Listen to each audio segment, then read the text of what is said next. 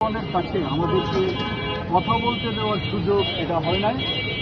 আমরা দীর্ঘদিন পর যখন জনগণের কাছে আসলাম, আমাদের বক্তব্যটা কি, জনগণ আমাদেরকে অতি আগ্রহে গ্রহণ করছে। আমাদের কথাগুলো শুনতে, যেন এই কথাগুলো শোনার জন্য এতদিন তারা উদ্গ্রীব ছিল। আমরা কি কথা বলছি? আমরা বলছি যে আমরা একটি সুন্দর বাংলাদেশ চাই, আল্লাহর আইন এবং সৎ লোকের শাসনের মাধ্যমে দুর্নীতিমুক্ত, সন্ত্রাসমুক্ত, চাঁদাবাজ মুক্ত, দখলবাজ মুক্ত এরকম একটি বাংলাদেশ আমরা চাই, যেখানে সুবিচার থাকবে, ন্যায় বিচার থাকবে, ইনসাফ থাকবে।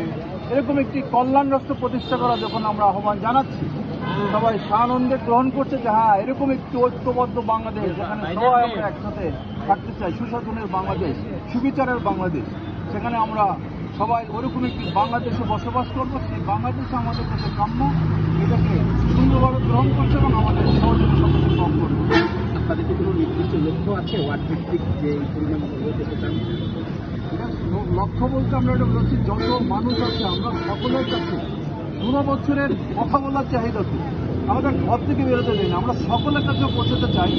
যে আমাদেরকে গ্রহণ করলো না এটা বিষয় না, বিষয়টা হচ্ছে আমাদের বক্তব্যটা, আমাদের দাওয়াতটা সকল মানুষের কাছে আমরা পৌঁছে দেবো যতটা সম্ভব এই কদিনের মধ্যে।